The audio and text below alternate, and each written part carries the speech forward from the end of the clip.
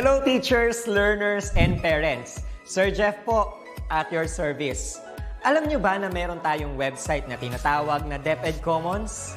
Ang DepEd Commons ay binuo upang gawing accessible ang pagtuturo at pag-aaral dito sa ating bansa gamit lamang ang inyong mga smart devices gaya ng cellphones, tablets, at computers. Dito ay maaari nating ma-access ang iba't ibang learning materials mula sa Department of Education.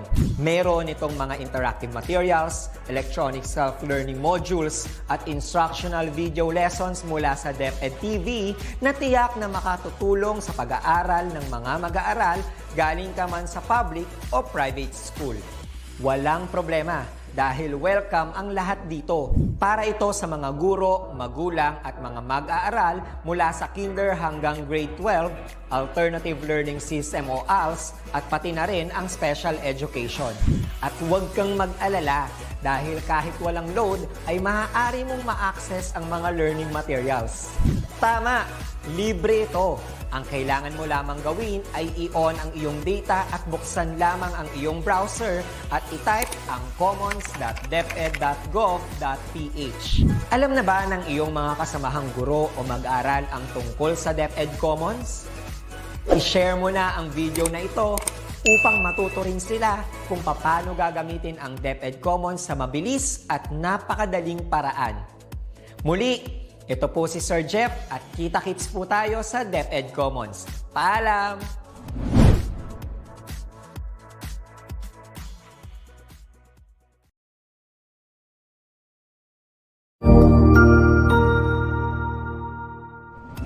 Magandang araw, Sir Wilbur po, at your service.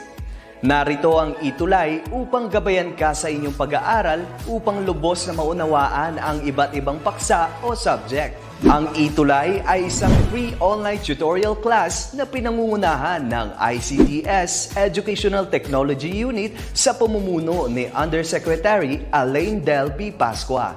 Ang programang ito ay hindi lamang para sa mga bata, kundi ito rin ay magsisilbing gabay sa mga magulang at mga guro kung paano nila ituturo o gagabayan sa bawat asignatura ang kanilang mga anak o mga estudyante. Sa kasalukuyan, ang self-learning module mula sa rehiyon ng Calabarzon at kilala sa tawag na pivot ang ginagamit sa ating ETUlay online class. Kaya ano pang hinihintay ninyo? Ihanda na ang inyong mga ballpen o lapis, papel o kwaderno at samahan kaming itulay ang pagkatuto para sa bawat batang Pilipino. Sama-sama tayong magtutulungan para malampasan ang mga hamon sa panahong ito. Halina't matuto kasama ang inyong online tutor sa oras na ito.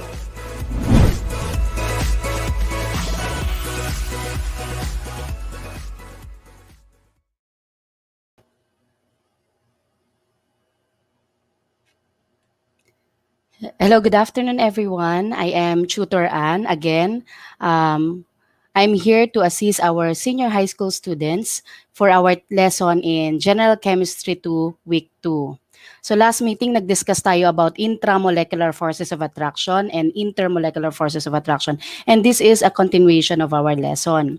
But before that, gusto ko munang kamustahin ang ating mga senior high school students, ang ating mga parents, at ang ating mga co-teachers. Alam ko sa nagdaang Holy Week ay kahit papano nabigyan tayo ng konting kapahingahan, konting break sa modules and worksheets, at ganun din sa ating mga magulang, konting break sa kanilang mga ginagawa. Sana po tayo ay nilay at ayun nga, nagbigay tayo ng self-care din sa ating sarili. Kasi kapag tayo ay maayos din tayo makikisalamuha sa mga taong nakapaligid sa atin. So, before I start my lesson this afternoon, gusto ko po muna laging simulan ito sa pagkakaroon ng positive mindset. So, positibo hindi sa virus, pero positibo ang ating pag-iisip. So, gusto ko i-remind ang ating mga estudyante na lagi niyong sasabihin sa inyong mga sarili that you are amazing, that you can do all things. Sabi nga sa Bible, di ba? You can do all things through Christ who strengthens me. And let us celebrate individuality. Let us be happy with what we have. And we are prepared to succeed. How ironic, di ba? We are in this pandemic, pero maraming kapamaraanan ang naibibigay sa atin at mas nagiging productive tayo. So, ang pagkakaroon ng positive mindset that is a choice.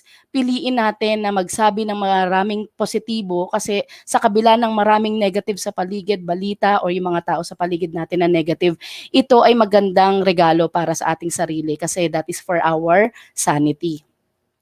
Okay. So, for this afternoon, we're going to discuss about the most essential learning competency on explain the properties of water with its molecular structure and intermolecular forces of attraction. So, last time we discussed about intermolecular forces of attraction. This time, we are going to talk about the properties of water in relation to the intermolecular forces. Okay, our objectives for this afternoon: identify the properties of water, relate the properties of water with its intermolecular forces of attraction, and answer some questions on the properties of water in relation to their structure and intermolecular forces of attraction. Okay, bilang panimula, I would like to ask our students first this question, and I want you to type in your answer sa Facebook. So I'll be reading your answer sa Facebook sa comment section rather. Water is a polar molecule that carries partial charges. So pwedeng partial positive or partial negative on its opposite sides.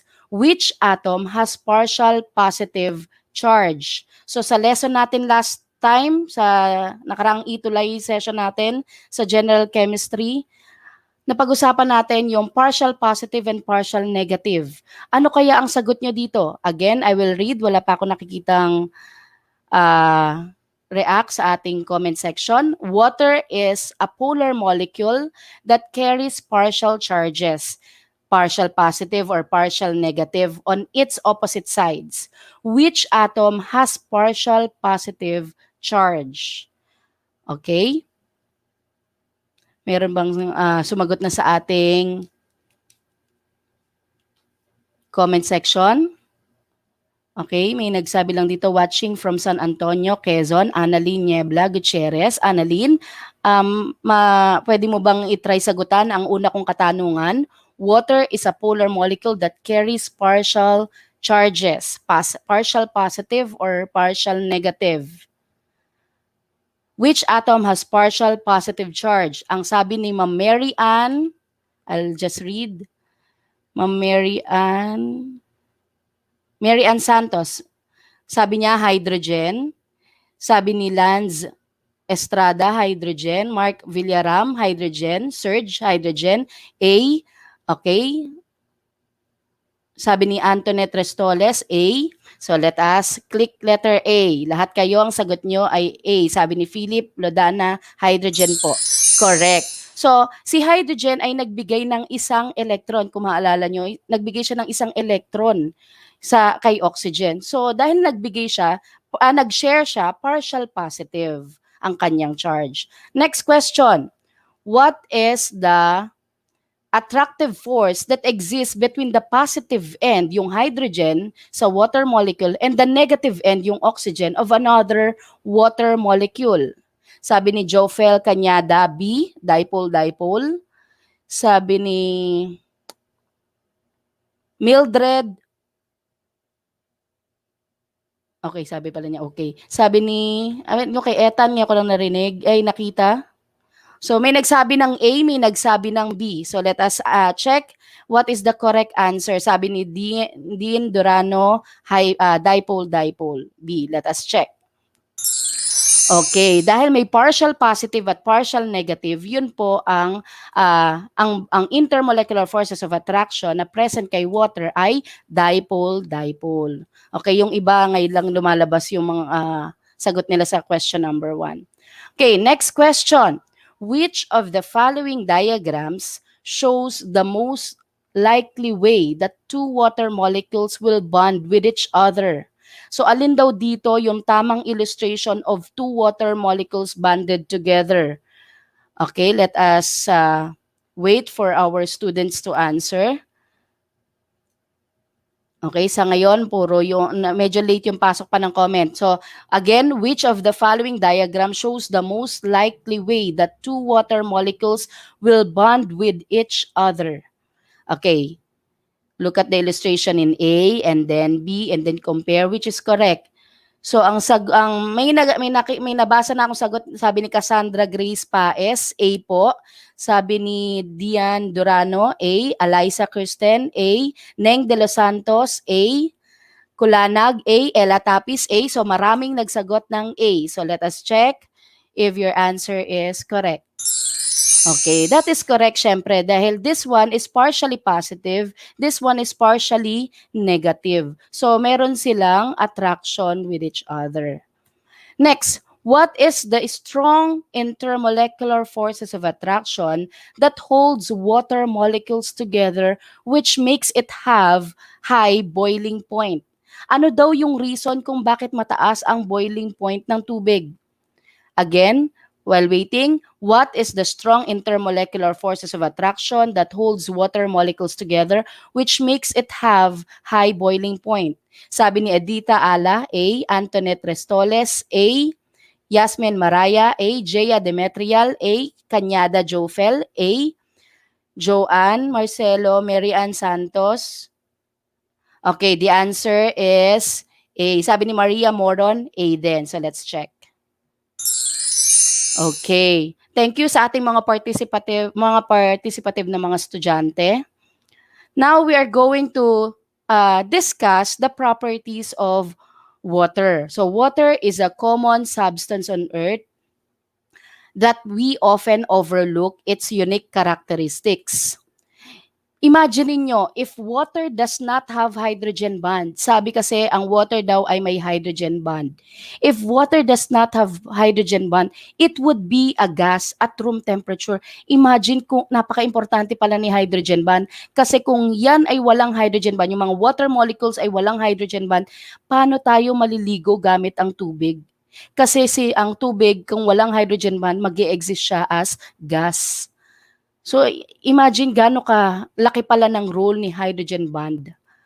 So, yung hydrogen bond, yun ay isa sa mga intermolecular forces of attraction that also help us determine ano ang properties ng mga substances. But for this afternoon, we will focus on water.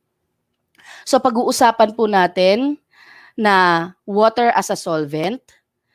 Pag-uusapan din natin yung cohesion, adhesion, and then density, specific heat capacity, and heat of vaporization. So again, I have here a few questions that our students will answer. Okay, first question. Which statement best describes why water is an effective solvent? Okay, again, which statement best describes why water is an effective solvent? So, be ready with your answers. Okay, A, water is an ionic compound that attracts other like molecules. B, water's small size allows it to fit between individual atoms, driving them apart. C, water's polarity allows it to dissolve ionic and polar compounds. And D, water's hydrophobic nature separates polar and non-polar substances. Okay, ready our students? Kindly choose your answer. Ano kaya ang dahilan? Which statement best describes why water is an effective solvent? Okay, sabi ni John Henry Kulanag, C. Okay, let's wait for other students to type in their answer. Sabi ni Maria Mendoza Moron, C. Ni Dian Durano, C. So karamihan, si Ella Tapis, Montalia, Marlon, Annalyn Gutierrez, C. So ang sagot nila ay C. Let us check. Tignan muna natin yung A. Sabi, water is an ionic compound. Ionic ba si water? Di ba we have discussed that water is a polar substance. So hindi yan letter A. B, small size. So it's not about the size. It's about the intermolecular forces of attraction. And then, water's hydrophobic nature separates polar and non-polar substances. So, water's hydrophobic. Pag sinabi nating hydrophobic, hydro water, phobic fearing, water fearing. Hindi naman si water fearing sa sarili niya. So, syempre, the answer, you're all correct. The answer is letter C. Okay. Now, we will talk about water as a solvent. Sinabi ko as an effective solvent, but I did not use the term universal kasi alam ko nababasa natin na water is a universal solvent. Siguro kaya lang siya sinabing universal solvent kasi marami siyang substances na nadidissolve. Kasi maraming substances na polar at maraming substances na ionic in nature. So this is an illustration of water molecules bonded with each other, katulad ng diniscuss natin last week. Polar bond siya with hydrogen bond. Now, water molecules are also attracted to other polar molecules. Bakit attracted si water sa other polar molecules? Let me just click my pen.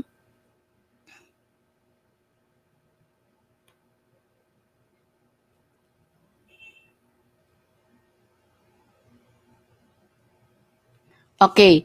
Sabi, water molecules are also attracted to other polar molecules kasi yung other polar molecules ay may partial positive. Halimbawa, nandito yung partial positive. Ma-attract siya kay partial negative dito. While kung meron naman ditong partial negative, ma-attract siya sa partial positive ni hydrogen dito. Dahil yung polar molecules ay may partial positive at saka partial negative, nagkakaroon siya ng attraction with water molecule. And sa chemistry, may tinatawag tayong like dissolves like. Yung mga polar substance, madidissolve or magkakaroon siya ng ability to mix with other polar substances kasi polar dissolves polar. Okay? So dito, a charge or polar substance. Pag sinabi naman nating charge, halimbawa yung asin, NaCl, pinag-aralan din natin yan last time. Si Na na may positive charge, si chlorine na may negative charge, dahil ito ay partially positive, magre-repel siya kay sodium. Pero magkakaroon siya ng attraction dito. Positive charge and then partially negative. Itong negative charge, magkakaroon ng attraction sa partially positive. So, because of the polarity of water, nagkakaroon ng attraction sa ions at saka mga polar substances. A charge or polar substance that interacts with and dissolves in water is said to be hydrophilic or what we call, or ang ibig sabihin nun ay water loving. So yung mga substance na nagmi-mix with water, they are called hydrophilic. In contrast, nonpolar molecules like oils and fats do not interact well with water. Kasi nga yung mga oil, they're considered non-polar substance. Yung mga non-polar substance, hindi sila makakamix sa mga polar substance. Kasi nga, sa chemistry may tinatawag tayo, dito ko na lang lagay ha. Sa chemistry may tinatawag tayong like dissolves like. Ibig sabihin, polar dissolves polar. Non-polar dissolves non-polar. So itong oil na to, magkakamix lang siya with another non-polar substance. Okay, they separate from it rather than dissolve in it and are called hydrophobic. Okay, another property of water that we're going to discuss this afternoon is about this example. So nakita ko po ito sa YouTube, entitled The Psy Guys. Tinrim ko na para medyo maiksi lang. So, pero kung gusto niyo panoorin ng buo, puntahan niyo lang tong type in niyo lang to sa YouTube. So, have you ever filled a glass of water to the very top and then slowly added some coins to overflow it? So, panoorin natin kung paano niya gagawin yung sinasabi ko. Okay, kung mapapansin nyo, nagki-create siya ng dome-like shape. Hindi siya basta, dahil kahit na lumagpas na siya dun sa glass, hindi siya basta nag-overflow.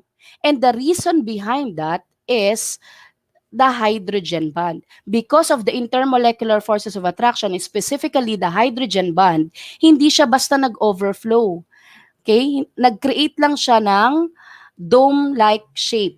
Hindi siya basta nag-overflow. And again, that is because of the intermolecular forces of attraction, specifically hydrogen bond. Kasi masyadong strong yung bond, yung forces of attraction. So ang tawag dyan ay cohesion or cohesive property. Another example that you can also do at home, pwede nyo paglaruan or palaro nyo sa mga kapatid nyo, nakababatang kapatid nyo, how many drops of water can fit on a 25 centavo coin? So pwede nyo ito palaro sa inyong mga kapatid. So pabilang nyo sa kanila, gaano karaming drops ba ang kaya? Let's watch. Okay, napansin nyo rin, nagkikreate siya ng dome-like shape. Hindi siya basta na nag-flow. Kasi nga, may strong intermolecular forces of attraction that holds the water molecules together. At yun ang dahilan kung bakit merong formation of dome-like shape at hindi siya nag-flow agad. So again, that property is cohesion or cohesive property. Cohesion refers to the attraction. Mamaya, pakitandaan tong mga sinasabi kong definition kasi mamaya may questions ulit ako. Cohesion refers to the attraction of molecules for other molecules of the same kind. And water molecules have strong cohesive forces thanks to their ability to form hydrogen bonds with one another. So, yon ang cohesion or cohesive property. Again, attraction of molecules for other molecules of the same kind. Cohesion. Next, how does a tree get water from the ground all the way to its leaves? So this video, I got this video from YouTube din. Imagine niyo yung taas ng puno na to, yung laki ng puno na to, wala naman itong muscle, pero pag nag-absorb siya ng water from the ground hanggang sa leaves niya. So alam naman natin na hindi dry ang leaves kasi nasa itsura naman yon. So ito, from the ground hanggang sa leaves, nagfo-flow yung water or nakakarating yung water hanggang sa tip ng mga dahon. Okay, how does a tree get water from the ground all the way to its leaves? Nakuha ko yan kay David Bird Science sa YouTube. Yan ay isang property ng tubig at tinatawag natin yang adhesion. Imagine niyo kung ang property ng tubig ay parang non-polar substance na parang mantika. So it is very difficult for trees to absorb them. Next, why can a string be used to transfer water from one container to another? So sometimes ginagawa ko to kapag yung sa experiment, I'm using a steering rod and then I let the water flow. So dito naman, ang ginawa niya ay how can you pour water down a string? So gamit ang string na to, finlow niya yung water from one container to another. Pero siguro may iba dyan magsasabi, ma'am, isalin mo na lang dun sa isang baso, mas madali pa nga yun. Yes, mas madali yun, but in some cases, halimbawa, yung isang tao ay nasa higher altitude at kailangan niyang maglagay ng tubig dun sa lower altitude, sa container na nasa lower altitude. So, mas pinadadali ng science ang ating trabaho. So, instead of getting that water from that high altitude, ibababa nyo pa, you can use a string para ma-transfer yung water from high altitude to lower altitude. So, let us watch. So, syempre, kailangan may kadahanan din. So, medyo bagalan lang din natin yung pag-transfer. So, ayan. So mapapansin nyo, pag medyo napabilis, medyo babagsak. Pero napansin nyo, nag-a-adhere yung water sa string at natatransfer naman yung water din using that string. Ayun, pag lang medyo mabilis, yun medyo lalagpas. Okay? So that is an example of adhesion or tinatawag nating adhesive property. Okay, ano ba yung adhesion or adhesive property? It refers to the attraction of molecules for other molecules of a different kind. Kanina, cohesion of the same kind. Ngayon, adhesion of a different kind. Okay? Now, density. Alam natin na ang density ay mass per unit volume of a substance. Kinuha ko ang density ng liquid water, we have 1 gram per cubic centimeter. And then yung density of ice na 0.9168 gram per cubic centimeter. Parehas lang silang H2O. Pero pansinin nyo, nung liquid siya, 1 gram per cubic centimeter. Pero nung ice siya, 0.9168. Water's lower density in its solid form is due to the way hydrogen bonds are oriented as it freezes. Sa ibang substances kasi, kapag naging solid siya, mas denser siya. Pero sa case ni tubig, kasi nga special si water, water's lower density in its solid form is due to the way hydrogen bonds are oriented as it freezes. Okay, para mas madali nyo ma-visualize, ito yung drawing ng water in crystal structure of ice pag nakasolid siya. Specifically in ice, the water molecules are pushed farther apart than they are in liquid water. Naglalayo-layo sila because of the hydrogen bond. Okay? Because of the hydrogen bond, the water molecules are pushed farther apart. So, same lang sila ng mass, pero mag-iiba sila ng volume. Halimbawa, sa liquid water at saka sa ice, same lang ng mass, amount of substance, amount of water, parehas lang. Pero kapag na-solidify siya, mas they pushed farther apart, mas lumalaki yung na-occupy niyang space, mas malaki yung kanyang volume. So, nag-iiba yung density niya. Okay, because it is less dense, ice floats on the surface of liquid water. Napakagaling talaga ni Lord. Kasi imagine nyo, pati ito, pati yung pagiging special ni water, ay nakakatulong sa ating mga aquatic animals.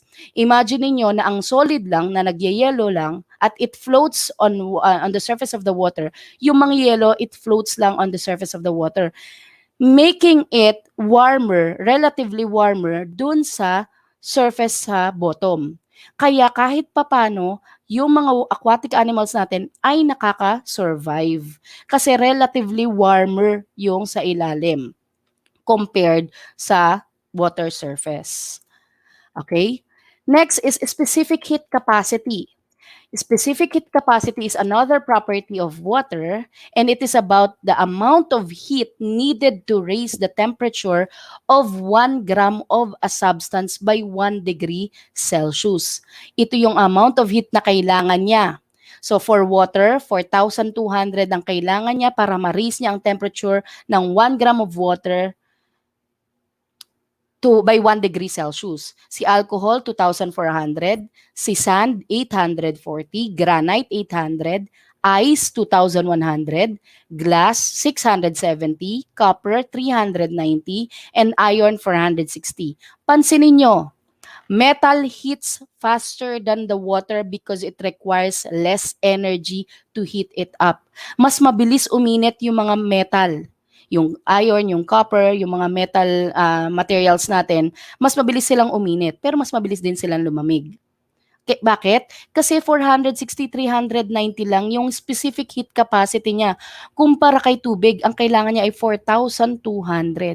Kumpara kay alcohol, 2,400. Okay, water has a high specific heat capacity. The specific heat capacity of water is about 5 times greater than that of sand. Bakit ko kinumpara kay sand? Si sand 840. Si water 4,200. 5 times greater than that of sand. Ma'am, bakit niyo pinagkumpara si sand and water? Kasi po, it will help us appreciate, or it will help us explain bakit mas mainit sa tabing dagat kapag gabi. The land cools faster than the sea once the sun goes down. Mabilis lumamig yung sa land kumpara sa body of water, and the slow cooling water can release heat to nearby land during the night. Malamig na sa land, pero si water medyo mainit pa rin siya. At ang laki ng body of water na ito, magre-release siya ng maraming heat. So saan papunta yon? And alam ko sa ating heat and thermo sa science, sa higher science, the heat flows from high temperature to colder temperature. Okay? So yung mainit pupunta siya sa mas malamig na lugar. So from hot to cold. So, ayan, iniisip ko kasi yung term eh. So from hotter place to colder place. So, dahil medyo malamig na kay land, so ang direction ng heat ay papunta na sa mas malamig na lugar. So, again, bakit ko pinagkumpara si sand at saka si water? Kasi, yon ang mag-i-explain sa atin why the land cools faster than the sea once the sun goes down, and the slow cooling water can release heat to nearby land during the night. Okay, next, another property of water is heat of vaporization. It also takes an unusual amount of heat to vaporize a given amount of water. Katulad nung pag sa specific heat kanina, mataas ang kanyang specific heat capacity. So, ganun din yung heat of vaporization. Because hydrogen bonds must be broken in order for molecules to fly off as gas. Kaya mataas po ang boiling point ni water. Kasi sisiraan muna niya dapat si hydrogen bond bago niya ma-turn from liquid to gas. Water has a high heat of vaporization. The amount of energy needed to change 1 gram of a liquid substance to a gas at a constant temperature. Okay. So again, ang heat of vaporization ay turning from liquid to gas. Amount of energy needed to change 1 gram of liquid to gas. Punta na tayo ngayon sa ating quiz show. Okay? I prepared here some questions. Students, be ready. And let us answer this multiple choice quiz. Okay, be ready for the first question. The attraction of molecules for other molecules of the same kind. Ano daw yung property ng water na may attraction of molecules for other molecules of the same kind? A, density. B, polar molecule. C, specific heat capacity. Or D, cohesion. Okay, let us wait for our students to answer.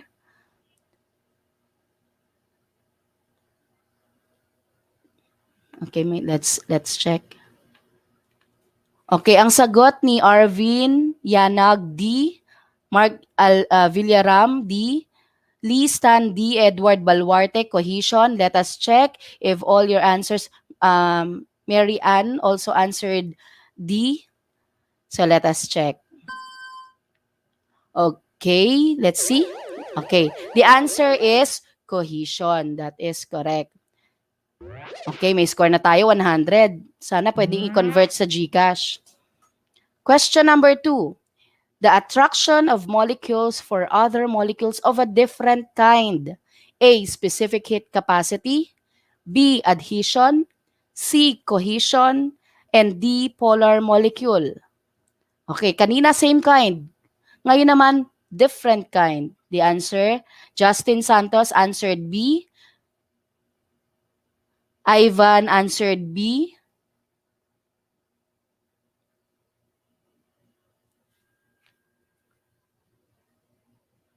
Okay, Chris De La Torre B, Ella Tapis B, Yasmin B, Jofel B. Medyo mabilis po ang pagpanik ng ating comment. So, let us try letter B.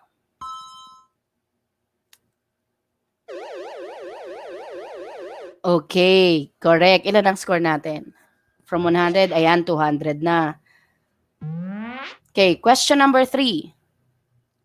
It is the amount of energy needed to change 1 gram of a liquid substance to a gas at constant temperature. Okay, dito gusto ko lang magamit natin ang 50-50, kaya i-click ko ang 50-50. Okay, gusto ko lang magamit natin. Okay, alisin ang dalawang mali. So, ang natira ay heat of vaporization and cohesion. Anong sagot? Sabi ni Justin Santos, A. Janelle Ramos, A. May nasa taas pa. Okay. Sino pa ang sasagot? Heat of vaporization, sabi ni Mark Villaram. Okay, let us check. Elban Buena, A. Ira, A. Sige, let us check. Okay, that is correct. Sabi ni Kanyada, A. Jofel, Cassandra Paes, A. Kyla Castillo, A. And John Lloyd Napoles, A. So, dito may bonus round daw tayo. Anong gusto natin piliin? Sige. I'll click na lang. Alin kaya ang pili natin? Okay, let's try the one in the middle. Okay, may plus 100 tayo. Okay, pero sana masend to sa GCash, no? Okay, ang score natin ay 400. For question number 4. The mass per unit volume of a substance. Ito yung definition. Mass per unit volume of a substance. Okay, kung sure kayo sa sagot nyo, pwede nating i-times 2. Okay. So may maglagay lang dito ng times 2 sa comment, ita-times 2 ko siya. Sabi ni Zoom, D. Kung sure ka naman, i-times 2 na natin. Sino ang gustong mag-type lang kayo times 2. I will click this times 2. Okay, again, the mass per unit volume of a substance. Okay, let us click the times 2 para dahil sure naman tayo sa ating sagot. Okay, let's click our answer. Okay, may sabi ni may nag-times 2, Kanyada Jofel. Okay, yan, nag-times 2. Sabi ni Jamin Elbalbuena, times 2. Ayan, tumaas ang ating score. Okay, sana makatanggap tayo ng GCash dito. Question number 5. It is the amount of heat needed to raise the temperature of 1 gram of a substance by 1 degree Celsius. Okay, it is the amount of heat needed to raise the temperature of 1 gram of a substance by 1 degree Celsius. Ano ang ating sagot? Okay, let me check. Wala nang times 2, Edlin. Hindi, pero kanina pa yun, I'm sure. Baka na-late lang. Sabi ni Mark, specific heat capacity. Sabi ni Ella, ni Mary Ann Santos, Nicole Ojon, Chris De La Torre, Philip Lodana, and Ira, Yasmin, they all answered D. Okay, let us check. Okay, so the answer is specific heat capacity. So meron tayong 700. Okay. Okay, so ayun po ang ating lesson for week 2. I hope nakatulong sa inyo, lalo na sa pagsasagot nyo ng inyong mga modules and worksheets. Lagi nyo pong tatandaan, ang ETUlay, isang programa na pwede nating takbuhan para tayo ay magkabayan sa pagsasagot ng ating mga modules. Para kahit malayo man po kayo, ay parang malapit din kayo sa amin. So kahit paano may mga kapamaraanan tayong ginagawa para sa ating pagkatuto. So maraming salamat po sa mga estudyante natin na nag-participate sa iba't ibang lugar. Thank you po. Thank you po sa inyo sa pag-attend nyo dahil ito ay isang manifestation na gusto nyo pong matuto.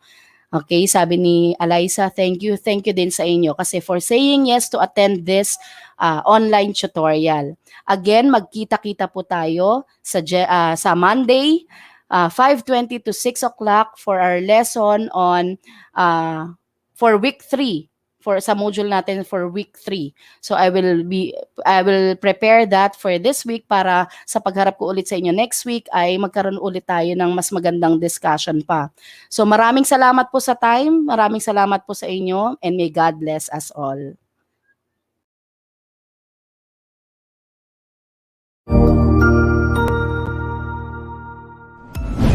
Sigurado ako na marami ka na namang natutuhan sa ating ETUlay tutorial session ngayong araw.